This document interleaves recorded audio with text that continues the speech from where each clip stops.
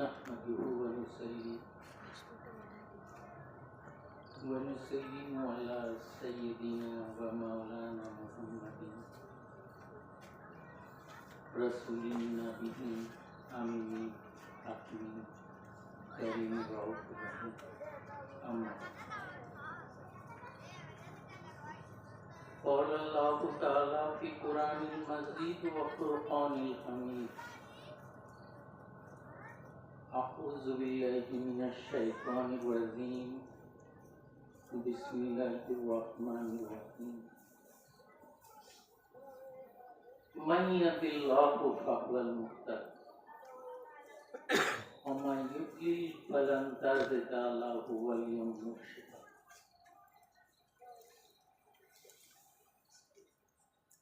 قال رسول الله صلى الله عليه وسلم من آذيت وليا فقد آذنته لحرس وقال تعالى في شان حبيبي ما كان محمد أبا أحد من رجالكم ولكن رسول الله وخاتم النبيين وكان الله بكل شيء عليما إن الله وملائكته يصلون على النبي يا أيها الذين آمنوا صلوا عليه وسلموا تسليما اللهم صل على سيدنا مولانا محمد وعلى آل سيدنا شفيعنا محمد اللهم صل على سيدنا مولانا محمد وعلى آل سيدنا رسولنا محمد اللهم صل على سيدنا مولانا محمد وعلى آل سيدنا حبيبنا محمد আল্লাহ পাক রাসূলের শানে সালাত ও সালাম পাঠ করার জন্য যে আয়াতে আমাদেরকে নির্দেশ দিয়েছেন সেই আয়াতে একটা কথা বলেছেন, সেটা হচ্ছে যে আমরা যখন রাসূল করিম সাল্লাল্লাহু আলাইহি ওয়াসাল্লামের শানে সালাত পাঠ করব, সালাতের সাথে সাথে আল্লাহর হাবিবের শানে আমরা কি করব? সালাম পেশ করব। এই আয়াতটা নাজিল হয়েছিল, আমি একজন ডক্টরেট ইসলামে তার সাথে আলাপ করেছিলাম। তিনি তখন আমাকে বলেছিলেন যে এই আয়াতের শানে নজুল হচ্ছে এইটা, যখন ফেরেশতারা বাইতুল মামুর তাওয়াফ করতেছিল তখন তারা শুধু আল্লাহর গুণগানই গাচ্ছিলেন। তখন আল্লাহ পাক তাদেরকে এই হুকুমটা করেছিলেন যে তোমরা আমার সাথে সাথে তোমরা আমার প্রিয় হাবিবের উপরে সালাত অর্থাৎ শান্তি প্রবর্তনের জন্য দোয়া করো এবং সাথে সাথে আমার হাবিবকে তোমরা সালামও পেশ করো। তো আমরা সকলেই জানি সালাম পেশ করার সর্বশ্রেষ্ঠ তাসলিম আদব হচ্ছে আল্লাহর হাবিবের শানে উঠে দাঁড়িয়ে তার শানে সালাম পেশ করা।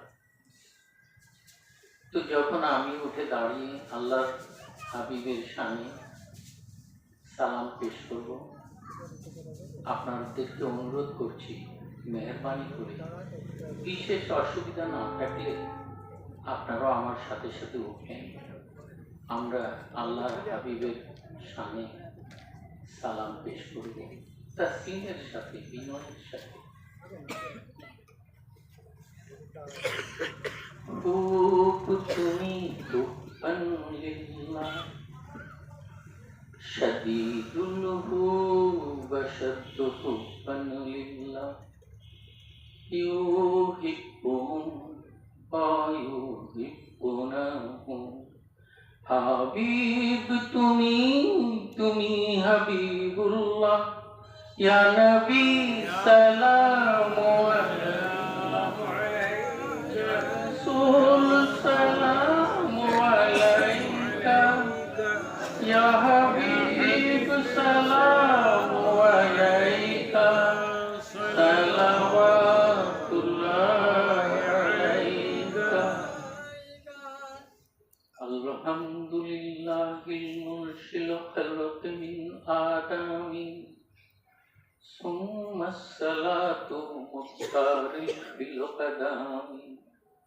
মাওলা ওয়া সাল্লি ওয়া সাল্লিম দাইমান আবাদা আলা হাবিবিকা খাইরি খুলকি কুল্লিহিম।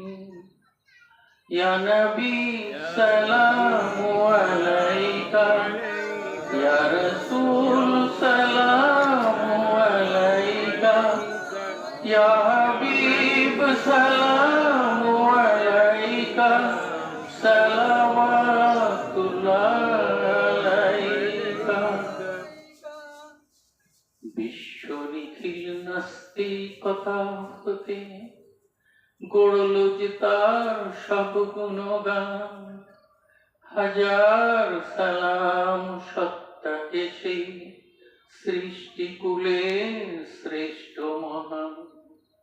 সৃষ্টিকুলের শ্রেষ্ঠ তুমি মাওলা, তোমার সখার পরে সালাত সালাম পাঠাও গৌরব যুগ হতে যুগ যুগান্তরে। ইয়া নবী সালামু আলাইকা, ইয়া রাসূল সালামু আলাইকা, ইয়া হাবিব সালামু আলাইকা, সালাওয়াতুল্লাহ আলাইকা।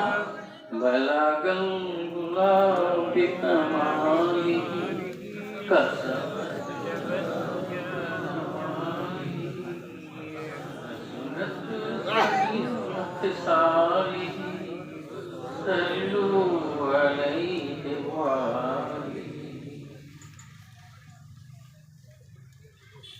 मुहतरम सदर जलसा,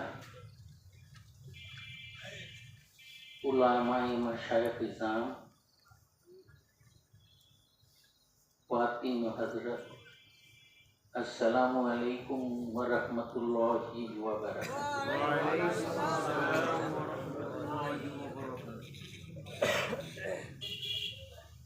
ছোট্ট একটা কথা বলতে চাই। হযরত ইব্রাহিম আলাইহিসসালামকে আল্লাহ পাক কি বলেছিলেন? তার বন্ধু, দোস্ত, খলিল। আল্লাহর হাবিব ও খলিল। হাবিব মানেও দোস্ত, কিন্তু হাবিব মানে সঠিক দোস্ত বা বন্ধু নয়। হাবিব রাসূল করিম সাল্লাল্লাহু আলাইহি ওয়াসাল্লামের শুধুমাত্র রাসূল করিম সাল্লাল্লাহু আলাইহি ওয়াসাল্লামের লকব পদবী। হাবিব মানে যিনি হুব থেকে উদ্ভূত হয়েছেন, অর্থাৎ আল্লাহর হৃদয়ের গভীরের যে হুব, ভালোবাসা, সেই ভালোবাসার থেকে রাসূল করিম সাল্লাল্লাহু আলাইহি ওয়াসাল্লামের উদ্ভাবনা ঘটেছে। এই জন্য আমরা রাসূল করিম সাল্লাল্লাহু আলাইহি ওয়াসাল্লামকে হাবিব বলি। অনেকে হাবিব মানে দোস্ত বলেন, হাবিব মানে বন্ধু, সবকিছুই ঠিক আছে, কিন্তু যেহেতু রাসূল করিম সাল্লাল্লাহু আলাইহি ওয়াসাল্লাম এর মাধ্যমে সৃষ্টি জগতের সূচনা হয়েছিল, আর সেই সৃষ্টি জগতের সূচনা হয়েছিল মহান আল্লাহ পাকের হৃদয়ের হুব ভালোবাসা থেকে। এই জন্য রাসূল করিম সাল্লাল্লাহু আলাইহি ওয়াসাল্লামকে আমরা হাবিব বলি। কাজী যখন এই হাবিবের শানে আমরা দরুদ পাঠ করব বা হাবিবের শানে যখন আমরা কোনো সালাম পেশ করব, তখন যেহেতু মহান আল্লাহর হৃদয়ের গভীর থেকে, ভালোবাসার থেকে আল্লাহর হাবিবের কি হয়েছে, সৃষ্টি হয়েছে, এই জন্য আমরাও দরুদ পড়ার সময় আমাদের হৃদয়ের গভীর থেকে আমরা দরুদ এবং সালাম পাঠ করার জন্য চেষ্টা করব। আল্লাহ আমাদেরকে তৌফিক দান করুন। আর আপনারা তো পিছনে সাইনবোর্ডে দেখছেন, ব্যানারে, যে আজকে একজন মহান আল্লাহর ওলির ওফাত বার্ষিকী উপলক্ষে আজকে এই আয়োজন। আমি ঠিক এই কারণে, উনি একজন যুগান্তকারী আল্লাহর ওলি, তরিকাতের মধ্যে যিনি এমন একটা সংস্কার করেছেন যা অতুলনীয়। মহান আল্লাহ পাকের একটা খাস রহমত কে এই তরিকাকে উনি কি করেছেন, উনি সমস্ত সহজ সরল মানুষের জন্য তার হৃদয়ের গভীরে পৌঁছে দেওয়ার জন্য আল্লাহর কাছে অফুরন্ত কামনা কাঁদাকাটি করেছেন। আল্লাহ পাক ওনাকে নিয়ামত দান করেছেন। সেই নিয়ামত সংস্কারিত হয়ে হযরত মুজাদ্দিদ আল ফাসানি রাহমাতুল্লাহি আলাইহি ওই তরিকার পূর্ণতা দান করেছেন। অর্থাৎ বাহাউদ্দিন নকশবন্দ বুখারী মুশকিল কুশা রাহমাতুল্লাহি আলাইহি যে তরিকার নিত্য নতুন ভাবে সূচনা এবং উদ্বোধন করেছিলেন, মুজাদ্দিদ আল ফাসানি সেই তরিকা অর্থাৎ এই মুজাদ্দিদিয়া তরিকাকে স্বয়ং সম্পূর্ণ এবং পূর্ণতা দান করেছিলেন। আর মুজাদ্দিদ আল ফাসানি তার লেখনীতে বলেছেন যে এই তরিকা যারা অনুসরণ করলো অথবা এই তরিকার সাথে যারা মুহাব্বত রাখলো অথবা এই তরিকার শায়েখদের সাথে মুহাব্বত পোষণ করলো, কিয়ামত পর্যন্ত এইভাবে চলতে থাকার পরে আল্লাহ পাক তাদেরকে অবশ্যই জান্নাত নসিব করবেন। সেরকম এক ওলির শানে আজকে মেহফিল। আমি এই মেহফিলে কোরআন মাজিদ থেকে ছোট্ট একটা আয়াত তিলাওয়াত করেছি। আয়াতটা হচ্ছে মাইয়াদিল্লাহু ফাহুয়াল মুহতাদ ওয়া মান ইউদ্লিল ফালান তাজিদ লাহু ওয়ালিয়াম মুরশিদা।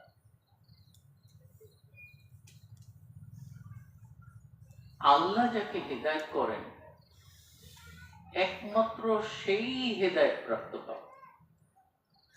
তাহলে হেদায়েতের মালিক কে? আর কিন্তু কেউ নয়। আল্লাহ সুস্পষ্ট ভাবে কোরআনে বলছেন মাইয়াদিল্লাহু ফাহুয়াল মুহতাদ। আমি যাকে হেদায়েত করি শুধুমাত্র সেই ব্যক্তি হেদায়েতের সৌভাগ্য অর্জন করে। আর আমি যাকে পথভ্রষ্ট করি, যাকে গোমরাহির দিকে পরিচালনা করি, সে মুর্শিদ খুঁজে পায় না।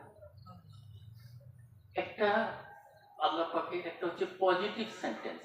আল্লাহ পাক প্রত্যেকটা সৃষ্টিকে জোড়ায় জোড়ায় তৈরি করেছেন, আপনারা জানেন সুন্দরভাবে। আমার জবাব এই আয়াতটাকে দুটো, একটা নেগেটিভ এবং একটা পজিটিভ,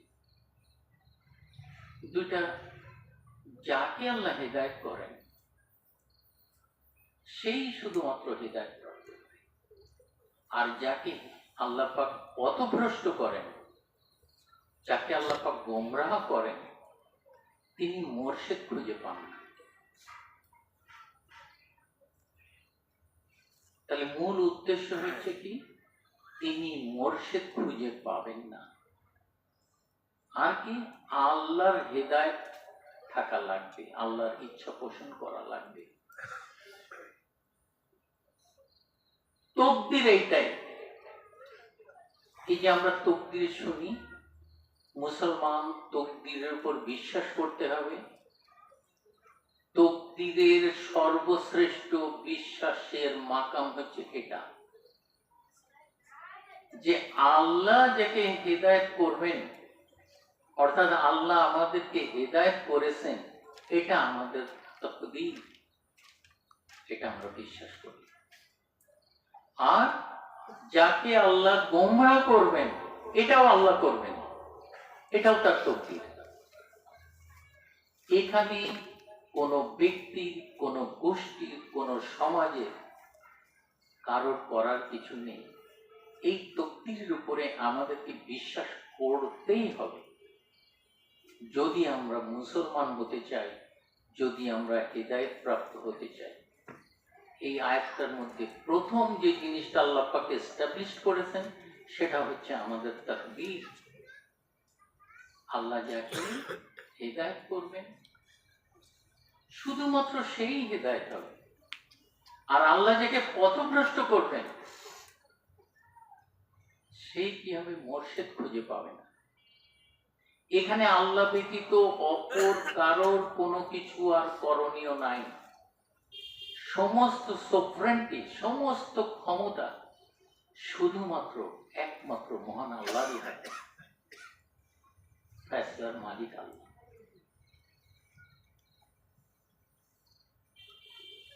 এখন আল্লাহ যাকে হেদায়েত করেন সেই হেদায়েত প্রাপ্ত হয়। হেদায়েতটা কি? হেদায়েত কিন্তু ব্যাপক হেদায়েতের অর্থ। হেদায়েতের অর্থ যে শুধুমাত্র একটা তা কিন্তু নয়, ব্যাপক এবং বিশালত্ব। এমনকি সমস্ত কোরআন মজিদের ব্যাখ্যা বিশ্লেষণই হচ্ছে হেদায়েতের ব্যাখ্যা এবং বিশ্লেষণ।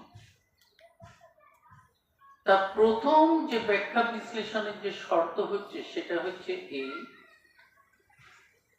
যে মহান আল্লাহ পাকের আহাদিয়াত অর্থাৎ একত্ববাদের স্বীকৃতি প্রদান করা, এটা হচ্ছে হেদায়েতের প্রথম শর্ত। যেমন আল্লাহ পাক কোরআনে বলছেন, কুল হু আল্লাহু আহাদ। আল্লাহ পাক বলছেন, কি অনুবাদ করেছেন যে হে রাসূল আপনি বলুন আল্লাহ এক। কিন্তু অ্যাকচুয়ালি এর অনুবাদ হওয়া উচিত, হে রাসূল আপনি স্বীকৃতি দিন। বলা আর স্বীকৃতি দেওয়ার মধ্যে পার্থক্য আছে। যেহেতু বাংলা ভাষায় আমাদের যে কোরআন তর্জমা করা হয়েছে, এই তর্জমার মধ্যে অ্যারাবিক লিটারেচারের যে ভাবধারা, যে ভাবমূর্তি, সব জায়গায় সেই ভাবধারা, ভাবমূর্তি রক্ষা করা সম্ভব হয়নি বাংলা অনুবাদকারীদের জন্য। আমরাও তাই বলি, বলুন আল্লাহ এক। কুল হু আল্লাহু আহাদ। আসলে আল্লাহ এই আয়াতে বলছেন কুল হু আল্লাহু আহাদ, হে রাসূল আপনি স্বীকৃতি দিন যে মহান আল্লাহ এক এবং অদ্বিতীয়। এটা হচ্ছে স্বীকৃতির প্রশ্ন। এই স্বীকৃতিটাই হচ্ছে আমাদের ঈমান।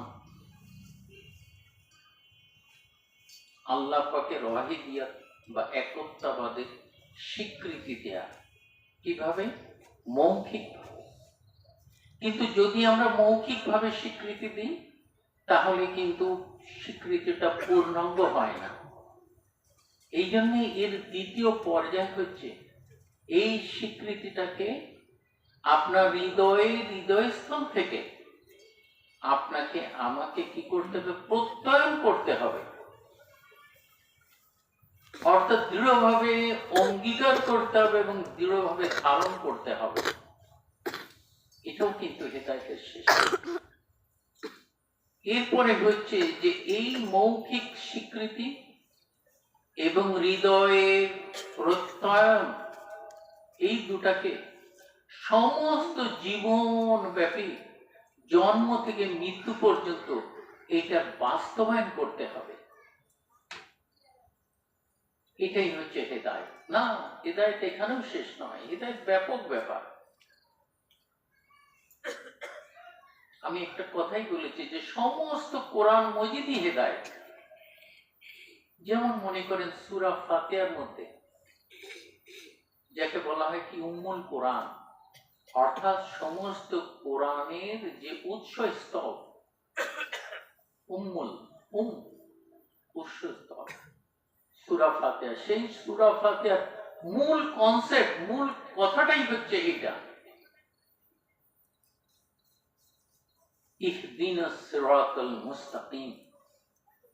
আল্লাহ, তুমি আমাদেরকে সহজ সরল পথে পরিচালিত করো, অথবা সহজ সরল পথ প্রদর্শন করো। সমস্ত সৃষ্টি জগতের মূল কনসেপ্ট কিন্তু এটাই। আল্লাহ, তুমি আমাদেরকে সৃষ্টি করেছ, এখন তুমি আমাদেরকে তোমার মনোনীত পথে, সহজ সুন্দর সরল পথে তুমি আমাদেরকে পরিচালনা করো। আমাদের কোনো ক্ষমতা নেই, আমাদের কোনো যোগ্যতা নেই, তোমার কাছে আমাদের হৃদয়ের আকুতি, তোমাদের কাছে আমার প্রত্যাশা। তুমি করো পরওয়ারদিগার। তুমি আমাকে কোনোদিন গুমরাহ বা পথভ্রষ্টের মধ্যে ঠেলে দিও না, আমাকে তুমি তোমার হেদায়েতের নূরের মধ্যে রাখো। দ্বিতীয় জিনিস যেটা হচ্ছে কি, তুমি কোথায় আহ্বান করবে আল্লাহ? তুমি আমাকে তোমার দিকে আহ্বান করো। আমার প্রতি যে তোমার আহ্বানটা থাকবে, সেই আহ্বানটা তোমার দিকে, অন্য কোনো জায়গা না। আমার উদ্দেশ্য, লক্ষ্য, ইরাদা। এই জন্য মুজাদ্দিদ তরিকায় মুনাজাতে আছে, জেলাহি মাকসুদ মেরা তুই, আমার কামনা শুধুমাত্র তুমি, অর্থাৎ আমি শুধু তোমাকেই চাই, আর কি চাই? তোমার ভালোবাসার মধ্যে আমাকে অবগাহন করাও। তোমার ভালোবাসার মাধ্যমে তুমি রাসূল করিম সাল্লাল্লাহু আলাইহি ওয়াসাল্লামকে সৃষ্টি করেছো, সেখান থেকে সমস্ত সৃষ্টি জগৎকে তুমি সৃষ্টি করেছো। তোমার মহব্বত থেকে তুমি আমাকে ওই তোমার মহব্বতের মাঝে অবগাহন করাও। যতক্ষণ পর্যন্ত না তুমি তোমার মহব্বতের মাঝে আমাকে অবগাহন করাচ্ছ, অথবা আমি যতক্ষণ পর্যন্ত না তোমার মহব্বতের মধ্যে ফানা হচ্ছি, ততক্ষণ পর্যন্ত আমার জীবন গুমরাহি এবং পথভ্রষ্টের মধ্যেই রয়েছে। এই জন্য আল্লাহ পাক কোরআনের মধ্যে এই কথাটাই বলছেন, ওয়াল্লাযীনা আমানু আশাদ্দু হুব্বান লিল্লাহ। তারাই প্রকৃত ঈমানদার, তারাই প্রকৃত মুমিন, যারা আল্লাহর মহব্বতের মাঝে বিগলিত। এটা হেদায়েতের পূর্ণতা। যতক্ষণ পর্যন্ত আমরা জিন ইনসান আল্লাহর মহব্বতের মধ্যে যতক্ষণ পর্যন্ত ফানা না হতে পারছি, নিজেকে আত্মবিস্মৃত না করতে পারছি, ততক্ষণ পর্যন্ত আমরা কি হচ্ছি? আমরা পরিপূর্ণ হেদায়েত প্রাপ্ত পথে চলতে পারছি না, সহজ সঠিক পথে আমাদের পরিভ্রমণ হচ্ছে না। যুগে যুগে আল্লাহ পাক এই সঠিক পথ দেখাবার জন্যই আল্লাহ পাক তাদের ওলি আউলিয়াদের সৃষ্টি করেছেন। এই আয়াতে তাই বলছেন। আর কি বলছেন আল্লাহ পাক? যে আমি যাকে গোমরা করব,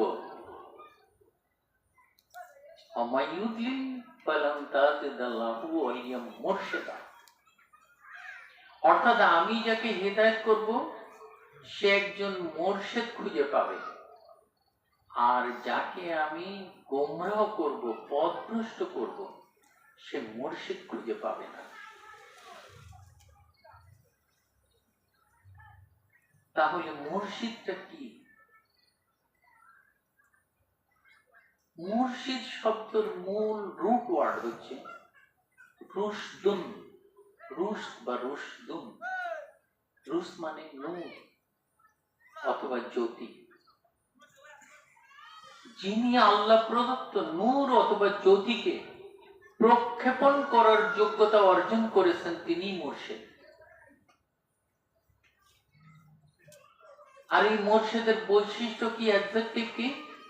তিনি হবেন ওলিয়াম মুর্শিদা, অর্থাৎ ওলি, অর্থাৎ তিনি হবেন অভিভাবক, তিনি হবেন পথ প্রদর্শক। কেমন পথ প্রদর্শক? বন্ধু পথ প্রদর্শক। মুর্শিদের অর্থ ব্যাপক। এখন এই মুর্শিদটা কে? যিনি হবেন আমার বন্ধু, আমার অভিভাবক এবং আমাকে সঠিক পথ প্রদর্শন করবেন। মুজাদ্দিদ আল ফাসানি রাহমাতুল্লাহি আলাইহি তার কিতাবে বলছেন, হাকিকতে মুর্শিদ হচ্ছে স্বয়ং আল্লাহ পাক। পথ দেখাবেন কে? আল্লাহ পাক। আল্লাহই হচ্ছেন হাকিকতে মুর্শিদ। তিনি পথ দেখান, তিনি পথ ভ্রষ্ট করেন, তিনি আমাদের অভিভাবক। আল্লাহ কোরআনে সেটাই বলছেন, কিন্তু আমি এটা বুঝি না, এই জন্য আমার অধঃপতন। যারা বোঝেন নিশ্চয়ই তাদের জীবন সফল।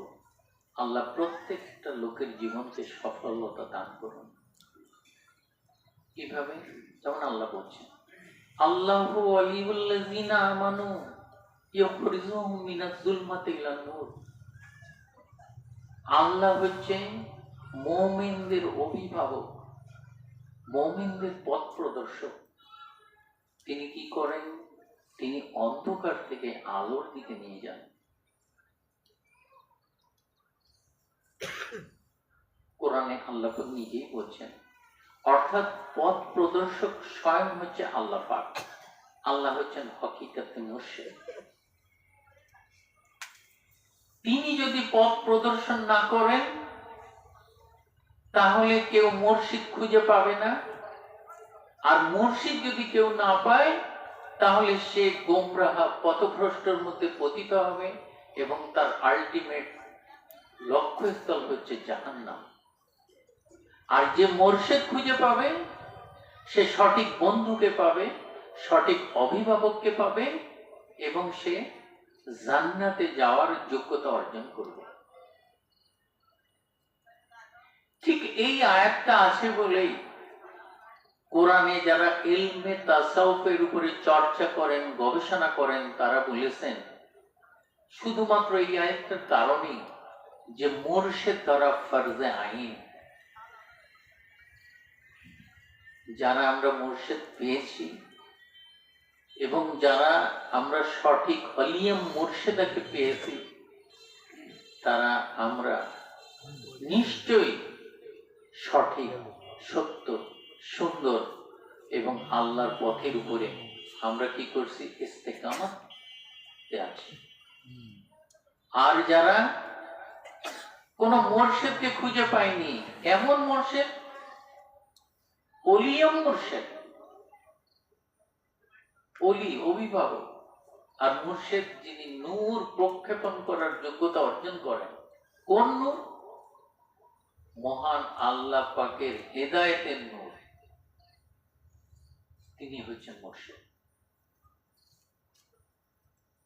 তাহলে কোরআনের এই আয়াত থেকে এই কনক্লুশনে আমরা আসতে পারি, যারা মুর্শিদ খুঁজে পেয়েছেন, মুর্শিদের হাতে বায়াত হয়েছেন এবং মুর্শিদের প্রদর্শিত পথের উপরে যারা পরিভ্রমণ করেছেন, তারা আল্লাহর পথের উপরে আছেন, রাসূলের পথের উপরে আছেন এবং তারা জান্নাতে প্রবেশ করবেন ইনশাআল্লাহ। এটা আল্লাহর ওয়াদা।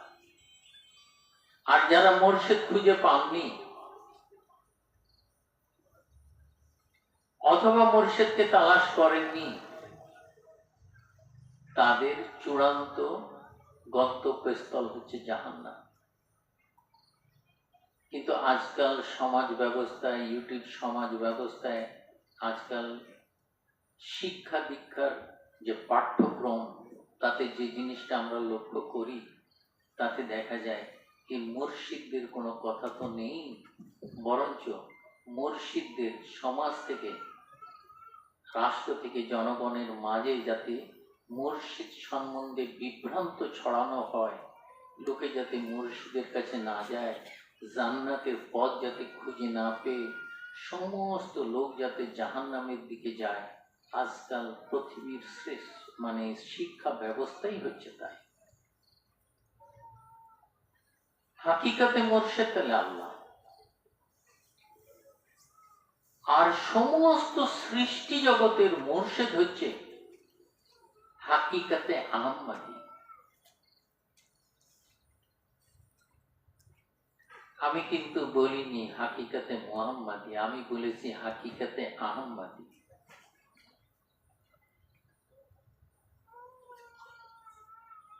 আল্লাহ পাক তো নিজেই মানুষকে হেদায়েত দান করতে পারতেন, আল্লাহ পাক নিজের সমস্ত কিছু সৃষ্টি করতে পারতেন, কিন্তু মাঝখানে আবার উনি আরেকটা ব্যক্তিত্বকে আনলেন কেন?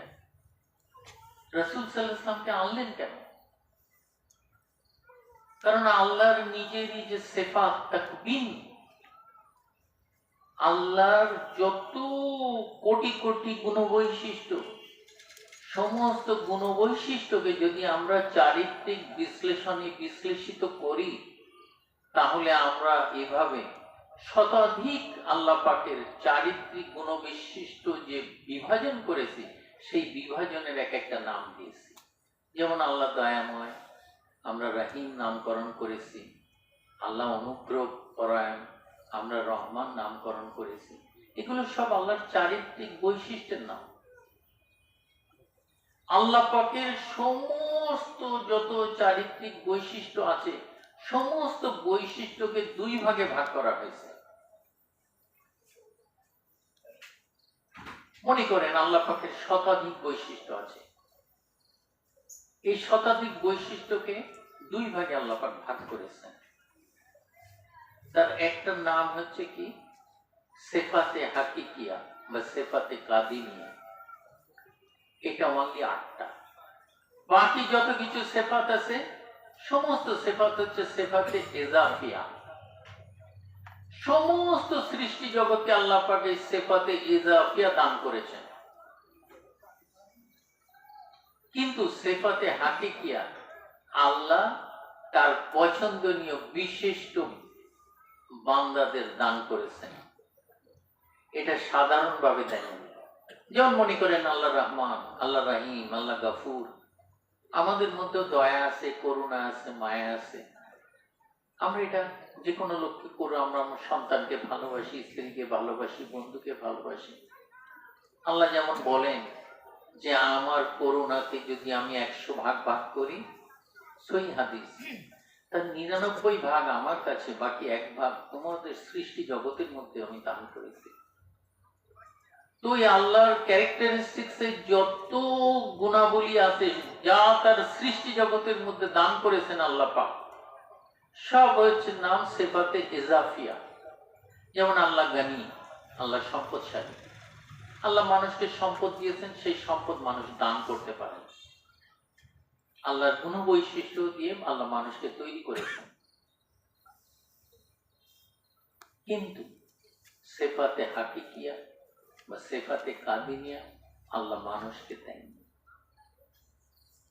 বিশেষ নবী এবং পছন্দনীয় ব্যক্তি, নবী এবং পছন্দনীয় ব্যক্তিদের যখন দিয়েছেন, তখন আমরা সেটাকে কি বলি?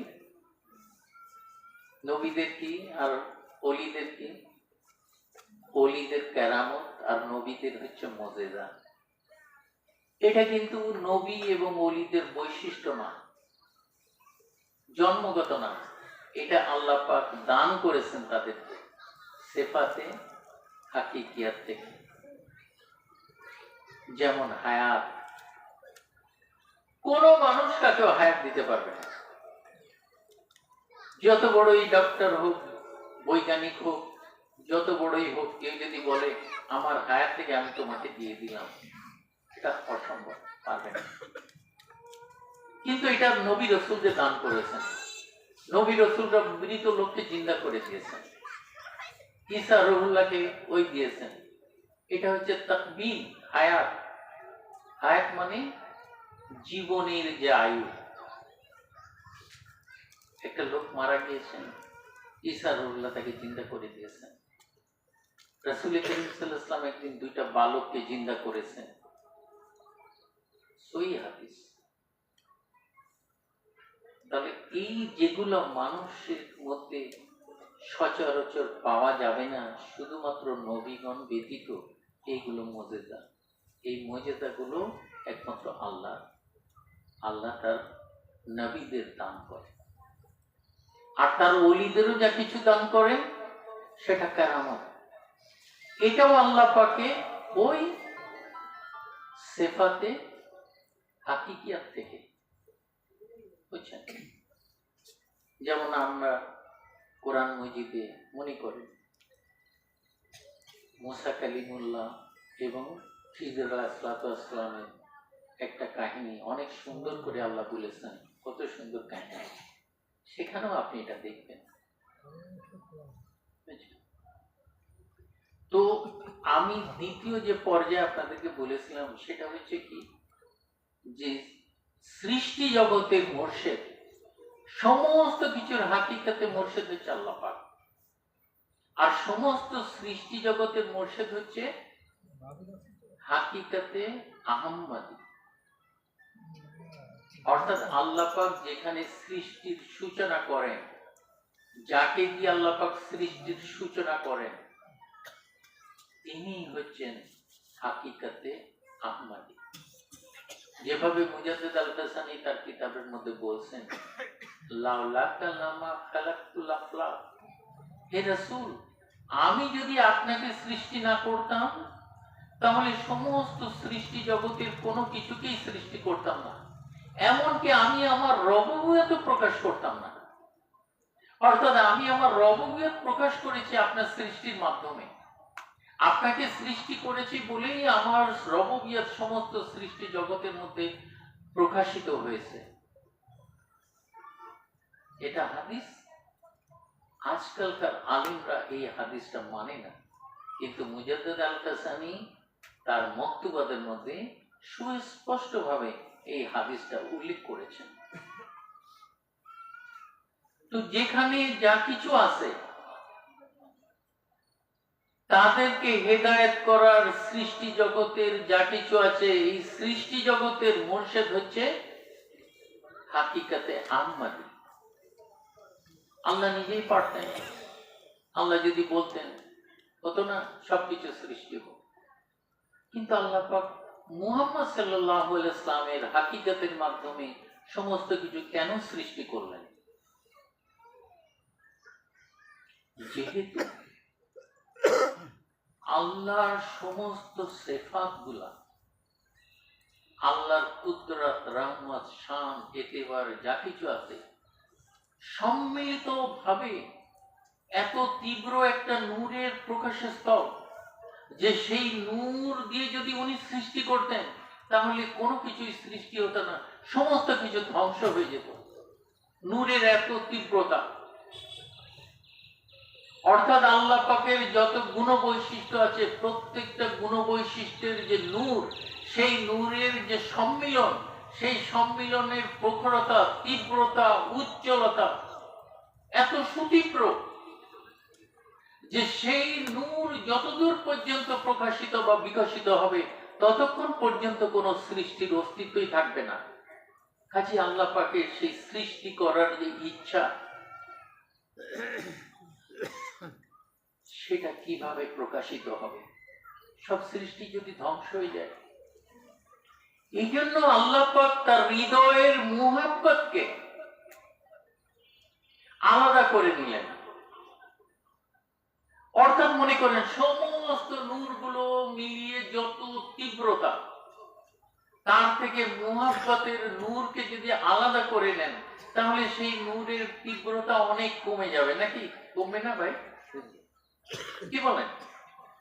এই বাল্বটা যদি 1 কোটি পাওয়ারের হয়, ওইখান থেকে আমি কানেকশন নিয়ে যদি একটা মনে করেন 5 পাওয়ারের বাল্ব জ্বালাই, তাহলে এর তীব্রতা থেকে ওই তীব্রতা অনেক কম হবে না? 1 কোটি পাওয়ারের সামনে কি আমি চোখে দেখতে পারবো? বা আমার অস্তিত্ব থাকবে? থাকবে না, আমি তো গরম হয়ে যাবো, হিট হয়ে যাবো, মারা যাবো। কিন্তু ওই 5 পাওয়ারকে আমি কি করব? সেখানে দেখতে পারবো, আমি অবস্থান করতে পারবো, আমি সেটা সহনীয় হতে পারবো। যেমন সূর্য এবং চন্দ্র। সূর্য যদি 24 ঘন্টা চলবে, পৃথিবী পুড়ে ছাড়খার হয়ে যেত। সূর্যকে আল্লাহ পাক 12 ঘন্টা এক পাশে রাখেন, আবার 12 ঘন্টা আলাদা পাশে রাখেন, পৃথিবীর অন্য পাশে, আপনারা সব জানেন। সূর্য যদি 12 ঘন্টার জায়গায় 24 ঘন্টা আমাদের এই দিকে দক্ষিণ গোলকে তাপ দিত, তাহলে দক্ষিণ গোলকে সবকিছু পুড়ে ছাই হয়ে যেত। অথবা উত্তর গোলকে যদি সূর্য 24 ঘন্টা তাপ দিত, তাহলে সমস্ত বরফ গড়ের পানিগুলো গলে যেত, পৃথিবীর সমস্ত পানির নিচে ডুবে যেত, অর্থাৎ সৃষ্টি জগতের কোনো অস্তিত্বই থাকতো না। আবার রাত্রে যাতে দেখতে অসুবিধা হয়, এই জন্য কি করেছেন? উনি চন্দ্রকে সৃষ্টি করেছেন। সূর্যের প্রতিফলিত রশ্মি চন্দ্রের উপরে উনি কি করেছেন? নিক্ষেপ করে ওই চন্দ্রের প্রতিফলিত রশ্মি পৃথিবীর উপরে আবার উনি কি করেছেন? প্রক্ষেপণ করেছেন, যার কারণে চন্দ্রের আলো সহনীয়। ঠিক তদ্রূপ আল্লাহর সমস্ত গুণাবলীর সম্মেলনের উজ্জ্বলতা, তীব্রতা, প্রখরতা এত বেশি যে সৃষ্টির সামনে কোন সৃষ্টি অস্তিত্ব থাকতে পারত না সেই নূরের সামনে। এই কারণে তিনি কি করলেন? নিজের নূরটাকে ডিম করে নিলেন, অর্থাৎ স্তিমিত করলেন। স্তিমিত করতে কি করলেন? আল্লাহ হৃদয়ের গভীরে যে সবচেয়ে মনোরম মুহাব্বতের যে নূর, সেই নূরটাকে আলাদা করলেন এবং সেই নূর থেকে রাসূল করিম সাল্লাল্লাহু আলাইহি ওয়াসাল্লামকে সৃষ্টি করলেন। অর্থাৎ সুতীক্ষ্ণ তীব্রতা, উজ্জ্বলতাকে হ্রাস করে তিনি মুহাব্বতের নূরে নিয়ে আসলেন। এই মুহাব্বতের নূর থেকেই সমস্ত সৃষ্টি জগৎ সৃষ্টি করলেন। এই জন্য আল্লাহ পাক কোরআনে বলছেন যে দেখো, আমাকে মুহাব্বত করাই হচ্ছে তোমাদের ঈমান। তাই না? ঠিক রাসূল করিম সাল্লাল্লাহু আলাইহি ওয়াসাল্লাম একই কথা বলছেন, লা ইউমিনু আহাদুকুম হাত্তা আকুনা হাব্বা ইলাইহি মিন ওয়ালিদিহি ওয়া ওয়ালাদিহি ওয়ান নাসি আজমাইন। না, কখনো তোমরা মুমিন হবে না যদি কিনা তোমরা তোমাদের পিতামাতা, সন্তান, সন্ততি, অপর সমস্ত জনগণ অপেক্ষা আমাকে অধিক মহব্বত না করো, তোমরা কখনো মুমিন হবে না। কারণ হচ্ছে এই মহান আল্লাহর মুহাব্বতের নূর থেকে রাসূল সৃষ্টি হয়েছে। অর্থাৎ আল্লাহর প্রখরতা, উজ্জ্বলতা, তীব্রতাকে ডিম করে এনে আল্লাহ পাক শুধুমাত্র মুহাব্বতকে আলাদা করে সেখান থেকে সমস্ত সৃষ্টি জগৎ সৃষ্টি করেছে। এর জন্য আমাদের অস্তিত্ব আছে। কিন্তু সরাসরি যদি আল্লাহর নূর আমাদের উপরে পতিত হতো, আমরা মুহূর্তের মধ্যে ধ্বংস হয়ে যেতাম। এবং এই হাকিকাতে আহম্মদী হচ্ছেন আল্লাহ পাকের সৃষ্টি যত জগৎ সমূহ আছে, সমস্ত জগৎ সমূহের মোর্শেদ।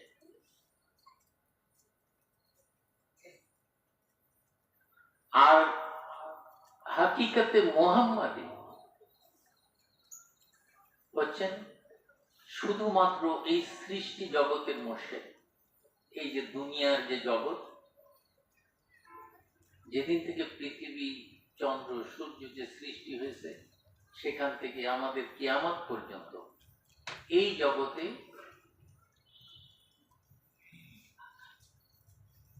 হাকিকাতে মুহাম্মাদী এই জগতের মোর্শেদ। আর আমার মোর্শেদ তাহলে কে? আমি যার হাতে বায়াত হয়েছি, সে কার মোর্শেদ? আমার মোর্শেদ। তিনি কি হয়েছেন?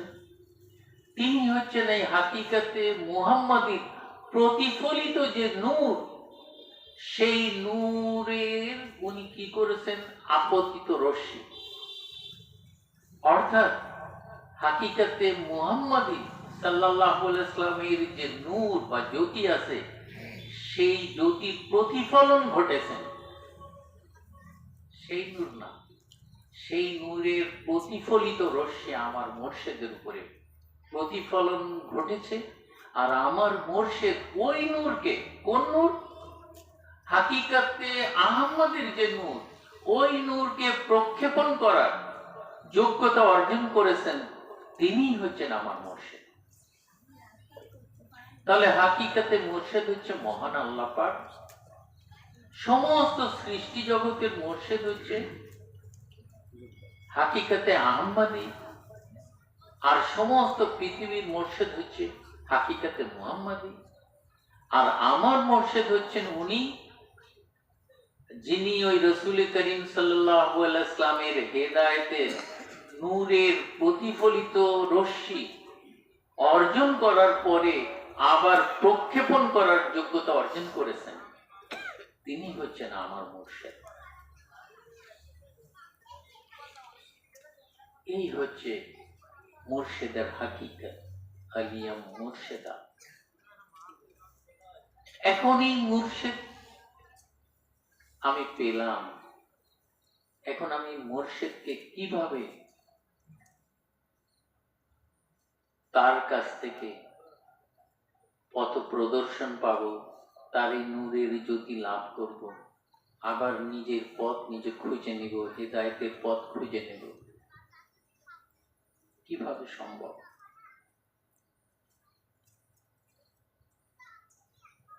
আল্লাহ পাক কোরআনের মধ্যে একটা আয়াত আছে যেখানে বলেন, ইয়া আইয়ুহাল্লাযীনা আমানু আতিউল্লাহা ওয়া আতিয়ার রাসূলা ওয়া উলিল আমরি মিনকুম।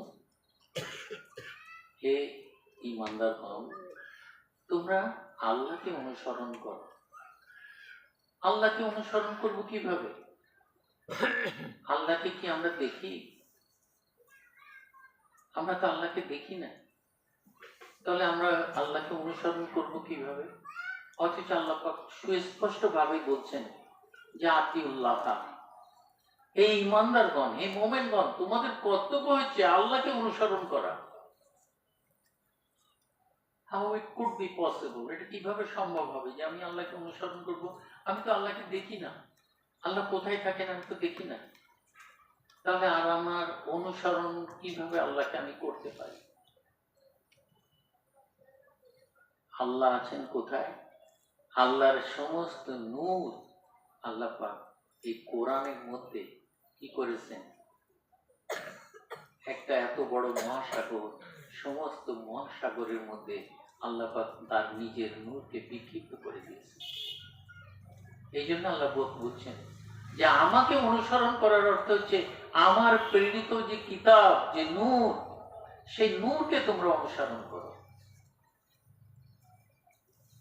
কোরআন কি? কোরআন হচ্ছে মহান আল্লাহ পাকের হৃদয়ে কামনার, বাসনার, ইচ্ছার অভিব্যক্তির প্রকাশের স্থল। অর্থাৎ আল্লাহ পাক তার হৃদয়ে যা কিছু কামনা করেন, আল্লাহ পাকের হৃদয়ে যা কিছু বাসনা সৃষ্টি হয়, আল্লাহ পাক তখন এই হৃদয়ের কামনা বাসনা যখন তার জবানে প্রকাশ করেন, তখন সেটা কালামুল্লাহ, আল্লাহর কালাম। যতক্ষণ পর্যন্ত উনি প্রকাশ না করছেন, ইচ্ছা না করছেন, ততক্ষণ পর্যন্ত কিন্তু এটা আল্লাহর কালাম হচ্ছে না। আল্লাহর হৃদয় আছে, আল্লাহর সৃষ্টি তত্ত্ব।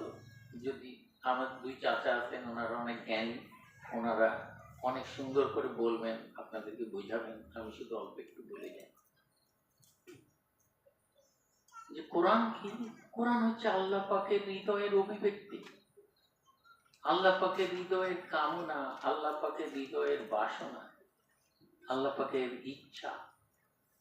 এই হৃদয়ের কামনা, বাসনা, অভিব্যক্তি, সৃজনশীলতা যখন মহান আল্লাহ পাকের পবিত্র জবানে প্রকাশিত হয়, তখন সেটা কোরআন। যখন হৃদয়ের কামনা বাসনা প্রকাশিত হয়, আল্লাহ পাক নিজে ইটসেলফ একটা নূর, অর্থাৎ আল্লাহ পাকের প্রকাশ হচ্ছে নূর। প্রত্যেকটা আপনার আমার মহান আল্লাহ পাকের ওই যে প্রকাশ, তিনটা ভাবে প্রকাশ হয়। একটা হচ্ছে কি মৌলিক সত্তা, আত্মিক সত্তা, মৌলিক সত্তা, যেটাকে কোরআনে বলা হচ্ছে নফস। আর একটা হচ্ছে যশর, আর একটা হচ্ছে কর্ম। আমি রকিব আহমেদ, আমার মৌলিক সত্তাকে আপনারা কেউ দেখেননি, এমনকি আমিও দেখিনি। যারা সৌভাগ্যবান তারা দেখেছেন অবশ্যই, সবাই দেখেনি, কিন্তু যে সবাই দেখেনি এমনও নয়, অনেকে দেখেনি। যে আত্মিক সত্তা বা মৌলিক সত্তা, সেটা হচ্ছে কি, সেটা হচ্ছে নফস। আর এই নফস যার মধ্যে অবস্থান করেন, সেটা হচ্ছে আমাদের দেহ। এই দেহকে সবাই দেখে। আর এই দেহের প্রকাশ কিভাবে ঘটে? তার কর্মের মাধ্যমে দেহের প্রকাশ ঘটে। যেমন আমার ভিতরে যে মৌলিক অথবা আত্মিক যে সত্তা আছে, নফস আছে, সেটা আপনারা কেউ দেখছেন না, কিন্তু আমার দেহটাকে আপনারা দেখছেন। আবার আমার হৃদয়ের যে অভিব্যক্তি, যে কামনা বাসনা যা আপনাদের সামনে বলছি, সেটা আমার মুখে আপনারা শুনছেন, দেখছেন, অনুভব করছেন। ঠিক তদ্রূপ মহান আল্লাহ পাকের এই হৃদয়ের যে অভিব্যক্তি, সেই অভিব্যক্তিটাই হচ্ছে কালামুল্লাহ। এই কালামুল্লাহ যখন মুসা কালিমুল্লাহর উপরে নাজিল করেছেন, তখন সেটা তাওরাত হয়েছে। যখন ঈসা রুহুল্লাহর উপরে যখন নাজিল করেছেন যে অংশ, তখন সেটা ইনজিল হয়েছে। যখন রাসূল করিম সাল্লাল্লাহু আলাইহি ওয়াসাল্লামের উপরে কালামের যে অংশটা উনি নাজিল করেছেন, সেই অংশটা ফুরকান অথবা কোরআন হয়েছে। এই ফুরকান বা কোরআন অথবা জাবুর, তাওরাত, ইনজিল যা বলেন না কেন, এগুলো হচ্ছে নূরের বিশাল একটা সমুদ্র,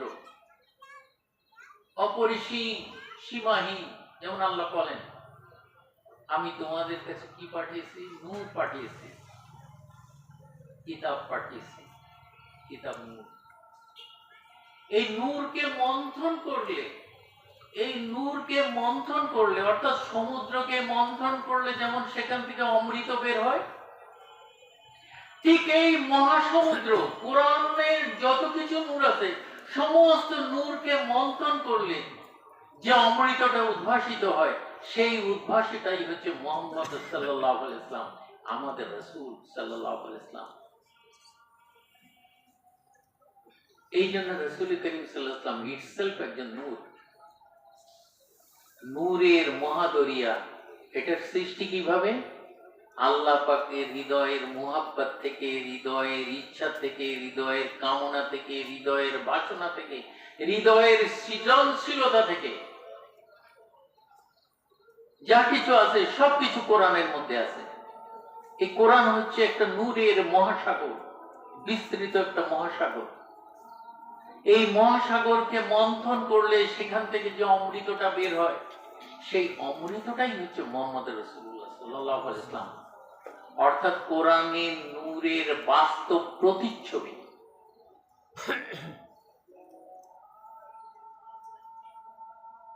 আজান দিচ্ছে না, কথা বলেন, যদি একটা মসজিদের আজান হবে যখন, তখন বন্ধ।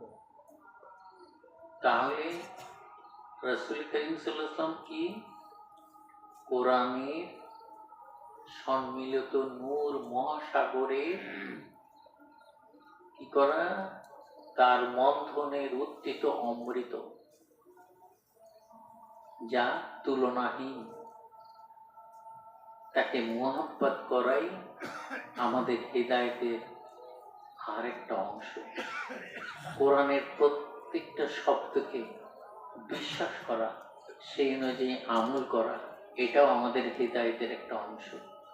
কারণ কোরআন হচ্ছে হিদায়াতের গ্রন্থ। এখন আমাদের সামনে তো রাসূল সাল্লাল্লাহু আলাইহি ওয়াসাল্লাম নাই, কোরআনের গভীরে ঢোকার ক্ষমতাও খুব কম লোকেরই আছে। কোরআন পাঠ করা এক জিনিস, কোরআনকে অনুধাবন করা, এবং কোরআনের প্রত্যেকটা অক্ষরের গভীরে ঢুকে তার নূর অন্বেষণ করা, সেগুলো খুব কম সংখ্যক অলিকে আল্লাহ পাক দান করেছেন। ওনারা ঢুকতে পারেন, আমরা কিভাবে পারব? আর আমরা তো রাসূল সাল্লাল্লাহু আলাইহি ওয়াসাল্লামকে দেখিনি। যাকে না দেখা যায় তাকে ভালোবাসা যায় না, বিশ্বাস করেন। অথচ শর্ত হচ্ছে, আল্লাহ রাসূল বলছেন যে আমাকে যদি তুমি ভালো না বাসো তাহলে কখনো তুমি মুমিন হবে না। তাহলে আমরা তো রাসূলকে দেখিনি, তাহলে আমাদের তো আমরা ভালোবাসতে পারবো না। যাকে না দেখা যায় তাকে বিশ্বাস করেন ভালোবাসা যায় না, যায়? এখানে কিছু নেই, শূন্যতাকে আমি যদি বলি কেউ ভালোবাসবেন, সম্ভব? সম্ভব না। তাহলে আল্লাহকেও দেখি না, রাসূল সাল্লাল্লাহু আলাইহি ওয়াসাল্লামকেও দেখি না। তো আমি যদি এনাদেরকে ভালো না বাসতে পারি তো আমি তো মুমিন হব না। তাহলে আমার কি অবস্থা হবে? আল্লাহ কোরআনে তাই বলছেন।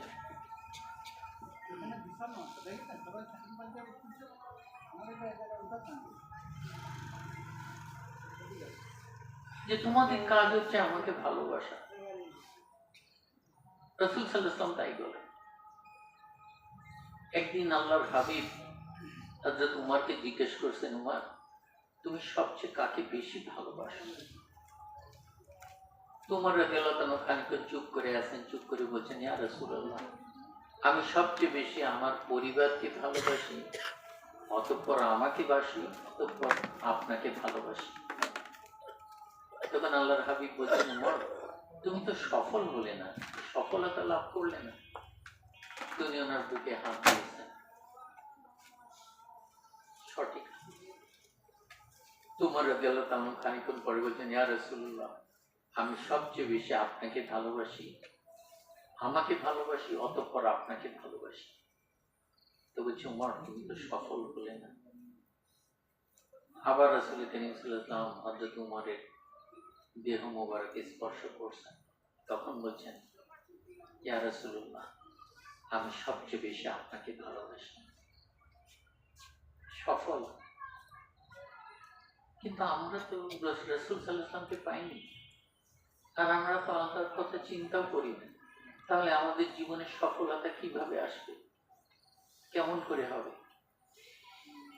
আর আমার হৃদয় একটা, আমার দেহ একটা, আমার মন একটা, আমি একজনকেই ভালোবাসতে পারি। অথচ আল্লাহ কোরআনে বলছেন আমাকে ভালোবাসো, রাসূল সাল্লাল্লাহু আলাইহি ওয়াসাল্লাম হাদিসে বলছেন আমাকে ভালোবাসো। আমি আল্লাহকেও দেখিনি, কিভাবে ভালোবাসবো? আমি রাসূল সাল্লাল্লাহু আলাইহি ওয়াসাল্লামকেও পাইনি, আমি কিভাবে ভালোবাসবো? কোরআনে সুস্পষ্টভাবে দুজনই বলছেন, ওয়াল্লাযীনা আমানু আশাদ্দু হুব্বান লিল্লাহ, তারাই প্রকৃত মুমিন যারা আমার হুবের মধ্যে কি হয়েছে? ফানা হয়েছে, যারা আমার হুবের মধ্যে অবগাহন করেছে। তা আল্লাহর হুবের মধ্যে আমি কিভাবে অবগাহন করবো? আমি তো আল্লাহকে চিনি না, কোন পথ আল্লাহর বাড়ি আমি তো তা জানি না। রাসূল সাল্লাল্লাহু আলাইহি ওয়াসাল্লামকে তো আমি দেখি না, তাহলে আমি কিভাবে হেদায়েতের রাস্তায় চলবো, সঠিক সরল পথ পাবো? অথচ আল্লাহ পাক সূরা ফাতিহায় বলছেন যে তুমি হেদায়েত প্রাপ্ত বান্দাদের পথ অনুসরণ করো, তাই না? ইহদিনাস সিরাতাল মুস্তাকিম সিরাতাল্লাযীনা আনআমতা আলাইহিম, তুমি ওদের পথ অনুসরণ করো, ওদেরকে অনুসরণ করো যাদেরকে আমি আমার নিয়ামত দান করেছি। কিভাবে পাবো? আল্লাহকেও দেখি না, রাসূল সাল্লাল্লাহু আলাইহি ওয়াসাল্লামের যুগ আমরা পাইনি। আমরা নিঃসন্দেহে দুর্ভাগ্য আমাদের। তাহলে আমরা কিভাবে আমাদের জীবনের সফলতা লাভ হবে? অনন্য একটা আয়াত, আয়াত তো আছেই, আয়াতটা পরে বলছি। ফারসি একটা শের, ফারসি একটা কবিতা। কারণ ইসলাম আরব থেকে প্রথমে পারস্যে আসে। এই যে সুফিজম, এই যে আমরা যে তরিকা করি, এটা কিন্তু পারস্যের থেকে ফানা বলেন, বাঁকা বলেন, মুর্শিদ বলেন, এগুলো আমাদের ভারত উপমহাদেশে পারস্য থেকে এসেছে। মূল এসছে তো মদিনার থেকে। সেখান থেকে পারস্যে এসছে, পারস্যের লোকেরা আমাদের এখানে, ওদের একটা খুব সুন্দর শের আছে, বাশাক্কিল মুর্শিদ দিদম মুস্তফা, না দিদম মুস্তফা দিদম খুদ খুদারা। আল্লাহ নাই, আল্লাহ রসুল নাই, কি করবো? বা দিদম বাশাক্কিল মুর্শিদ দিদম মুস্তফা, আমি আমার মুর্শিদের মাঝেই আমি রাসূল সাল্লাল্লাহু আলাইহি ওয়াসাল্লামকে অবলোকন করি। আমার কথাটা কি বোঝাতে পারছি আমি আপনাদেরকে? আমি যে কথাগুলো বলছি সেগুলোকে আমি বোঝাতে পারতেছি না পারছি না? অ্যাকচুয়ালি যদি না বোঝানো যায় তাহলে কথা বলে বেকার, কথাগুলোর কোনো যৌক্তিকতা থাকে না। আমি জানি না, মনে হয় বুঝাতে পারছি না। বাশাক্কিল মুর্শিদ দিদম মুস্তফা, আমি মুস্তাফা সাল্লাল্লাহু আলাইহি ওয়াসাল্লামকে পাইনি, তাহলে কি হবে? যে মুর্শিদকে পেয়েছি, বাশাক্কিল মুর্শিদ দিদম মুস্তফা, আমি আমার মুর্শিদের চারিত্রিক এবং দৈহিক অবলোকনের মাধ্যমে আমি আমার রসুলের দেহ এবং চারিত্রিকে অবলোকন করি। না দিদম মুস্তফা দিদম খুদ খুদারা, না না না, আমি রসুল সাল্লাল্লাহু আলাইহি ওয়াসাল্লামকে অবলোকন করি, কিন্তু তার মাঝে তার চরিত্র, তার সিরাত, তার সুরাতের মাঝে আমি স্বয়ং আল্লাহকে অবলোকন করি। তাহলে আল্লাহ নাই, আমাদের কাছে নাই, অর্থাৎ আমাদের দৃষ্টির বাইরে, জ্ঞানের বাইরে, এমনকি আল্লাহ আমাদের কল্পনারও বাইরে। রাসূল কারীম সাল্লাল্লাহু আলাইহি ওয়াসাল্লাম আমাদের দৃষ্টির বাইরে, জ্ঞানের বাইরে, এমনকি আমাদের কল্পনারও বাইরে না? তার একটা শব্দ আমরা জীবনে কানে শুনিনি। এক চোখের পলক যদি দেখতে পারতাম ঈমানের সাথে, তাহলে আমরা কি হতাম? আমরা মুমিন হয়ে যেতাম না, জান্নাতে চলে যেতাম। আমরা বদনসিব, সেটাও পাইনি। তাহলে এখন আমাদের সফলতা কোথায়? সফলতা এখন যে মুর্শিদ গুলো আছেন, যারা কামেলে মুকাম্মিল মুর্শিদ, যদি এই কামেলে মুকাম্মিল মুর্শিদকে আমি দর্শন করি, তার সিরাত এবং সুরাতের মাঝে আমি কাকে খুঁজে পাবো? রাসূল কারীম সাল্লাল্লাহু আলাইহি ওয়াসাল্লামকে খুঁজে পাবো। এই জন্য মুজাদ্দিদ আল-কাসামির একটা অনন্য সৃষ্টি, দুইটা মাকাম, অনন্য অদ্ভুত সৃষ্টি, যা অন্য কোন বিশ্বের কোন তরিকাতেই নাই। একটা হচ্ছে ফানাফি শায়েখ, একটা হচ্ছে ফানাফি রাসূল। আপনি যখন ফানাফি শায়েখের মধ্যে বিলীন হবেন, তখন আপনি আপনার শায়েখের মধ্যে বিগলিত হবেন, আপনার শায়েখকে খুঁজে পাবেন। তখন শায়েখের সবকিছুই আপনাকে ভালো লাগবে, শায়েখকে মোহাব্বত করা শিখবেন।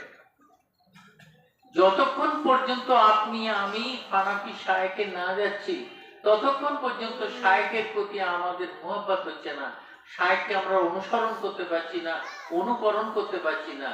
শায়েখ আমাদের কাছে আমাদের জীবনের চেয়ে প্রিয় হচ্ছে না। তখন আমাদের মধ্যে আমার স্ত্রী রয়ে গেছে, আমার সন্তান রয়ে গেছে, আমি নিজেও রয়ে গেছি, আমার সম্পদ রয়ে গেছে, সে আমাকে সারাউন্ডিং করে ঘুরে রেখেছে। কিন্তু যেই আমি আমার মুর্শিদের মধ্যে ফানা হওয়ার যোগ্যতা অর্জন করলাম, তখন কি হলো? আমি আমার ধন সম্পদ, সন্তান সন্ততি সমস্ত কিছু হারিয়ে ফেলে আমি আমার মুর্শিদের মধ্যে বিলীন হয়ে গেলাম, আমার অস্তিত্ব হারিয়ে ফেললাম আমার মুর্শিদের মাঝে। ফানাফি শায়েখ, ফানাফি শায়েখের পরের মাকাম হচ্ছে ফানাফি রাসূল। যখন এইবার আমি রসুলের মাঝে ফানা হলাম, তখন কি করলাম? ঠিক একই ভাবে আমি নিজে আত্মবিস্মৃতি হয়ে গেলাম। আমি আমার মুর্শিদকে নিয়ে আমি রসুলের মাঝে ফানা হলাম, বিগলিত হলাম। আমি মুর্শিদ পেলাম, যে রসুলের মাঝে ফানা হলাম, বিগলিত হলাম, রসুলের মাঝে যখনই আমি আত্মবিস্মৃত হলাম, তখনই আমি রসুলকে পেলাম। আর যখনই আমি রসুলকে পেলাম, তখন আমি আল্লাহর মধ্যে ফানা হওয়ার যোগ্যতা অর্জন করলাম। সেইটা শুধুমাত্র এই মুজাদ্দিদিয়া তরিকায় সম্ভব। কিভাবে সম্ভব? মুজাদ্দিদিয়া তরিকা একটা মাকাম আছে, সেটা হচ্ছে হাকিকাতে ইশকে হুব, যে মাকামে মানুষ আল্লাহর মুহাব্বতের মধ্যে বিগলিত হওয়ার যোগ্যতা অর্জন করে। এই তরিকায় আছে। সবই মুজাদ্দিদ আল কাসেমি রাহমাতুল্লাহ সৃষ্টি।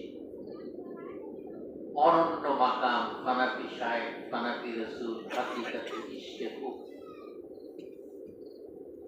মুর্শিদকে পেলাম, রসুলকে পেলাম, আল্লাহর মধ্যে বিগলিত হলাম। যখন আল্লাহর মধ্যে বিগলিত হওয়ার যোগ্যতা অর্জন করলাম, তখনই আমি মানুষ হিসাবে, সৃষ্টি হিসাবে আমার জীবন সফলতা অর্জন করলো। আমি পরিপূর্ণ হিদায়াত লাভ করলাম। তখনই ওয়াল্লাযিনা আমানু আশাদ্দু হুব্বান লিল্লাহ, তারাই তো প্রকৃত মুমিন, যারা আল্লাহর মধ্যে বিগলিত হওয়া, ফানা হওয়ার যোগ্যতা অর্জন করেছে। তো আর অনেক বক্তারা আছেন, শুনবেন কিভাবে। তো আমি সেই জন্য আপনাদেরকে বলছি, যারা মুজাদ্দিদিয়া তরিকায় আছেন, আজকাল পীর সাহেবদের গালে জুতা মারো তালে তালে।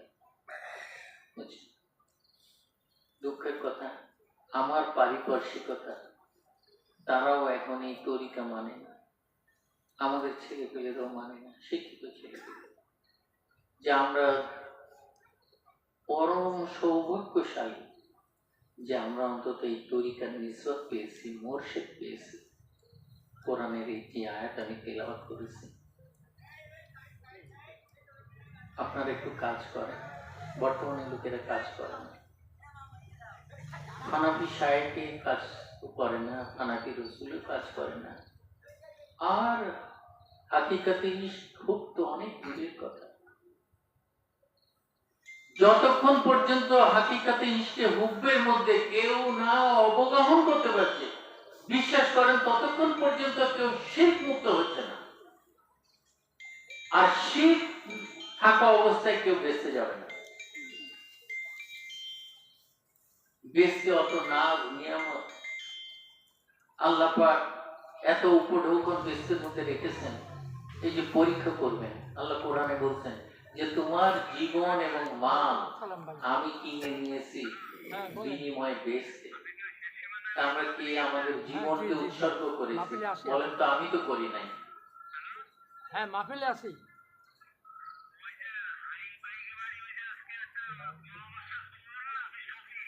জি, এখন শেষ সীমানায় আসি, মাহফিলে আসি। আচ্ছা, ঠিক আছে।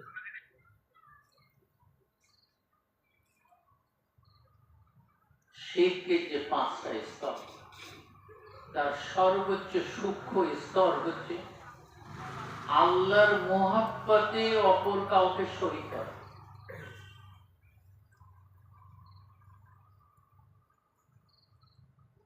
বেহেশতে পেতে গেলে আল্লাহর মুহাব্বতের সাথে অপর কাউকে শরীক করা যাবে না, এমনকি নিজেকেও না, নিজের আব্বাকেও না, আম্মাকেও না, স্ত্রীকে না, সন্তানকে না, মাল না, সম্পদ না, কোনো কিছুকেই করা যাবে। যদি করি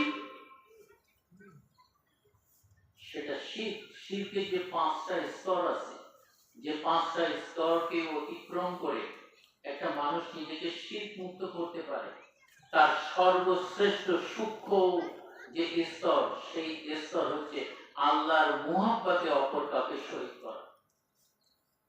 আমি পারি না, বুজুর্গরা পেরেছেন, হয়তো আমাদের মুরব্বীরা পেরেছেন। আসুন আমরা সবাই মিলে চেষ্টা করি, আল্লাহর কাছে কাঁদাকাটা করি যে আল্লাহ, তুমি আমাদের সম্পদ থেকে আমাদের মোহমুক্ত ঘটিয়ে দাও। আমাদের পারিপার্শ্বিকতার মহাব্বত থেকে আমাদের মুক্ত করো। একমাত্র মুর্শিদের মাধ্যমে, তোমার হাবিবের মাধ্যমে তোমার মাঝে ফানা হওয়ার আমাদেরকে যোগ্যতা দান করো। না হলে আমরা জাহান্নামের দিকে অগ্রসর হব। হ্যাঁ, হব না, হব না, ভেঙে পড়ে হব না। কারণ কি? কারণ আমাদের জন্য সাফায়াতকারী একজন আছেন, এটাই আমাদের ভরসা।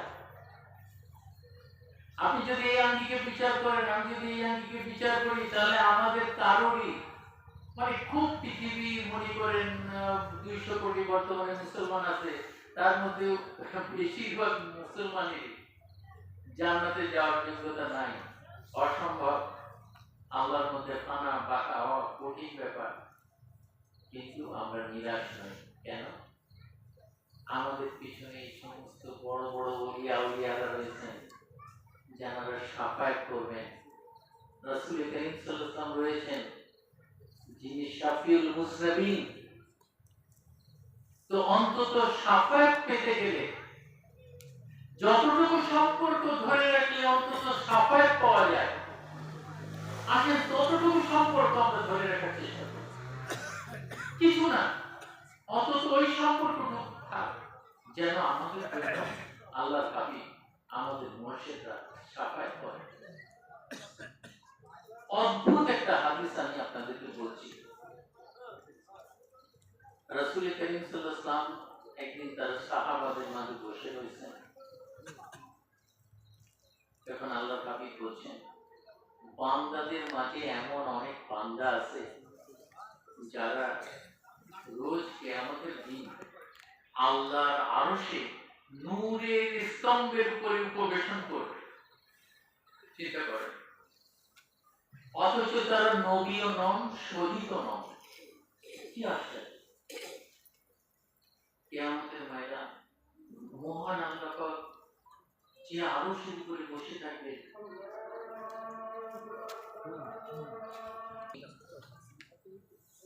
আল্লাহর কাছে মাফ চাইছি আমার বক্তব্যের জন্য। আল্লাহ ক্ষমা করুন, আল্লাহ রাসূল আমাদের ক্ষমা করে দিন, আমার মুর্শিদ আমাকে ক্ষমা করুন, আপনারাও আমাকে ক্ষমা করেন। আমি আপনাদের সকলের কাছে ভুল ত্রুটির জন্য মাফ চাইছি। আমার বক্তব্যে অবশ্যই ভুল ত্রুটি আছে, আর যদি আপনারা আমাকে সংশোধন করেন, আমি আল্লাহর শুকর করব। মহান আল্লাহ আমাকে মাফ করে দিন। আপনারা আমার জন্য দোয়া করবেন। ওমা আলাইনা ইল্লাল বালাগ। আসসালামু আলাইকুম ওয়া রাহমাতুল্লাহি ওয়া বারাকাতুহু।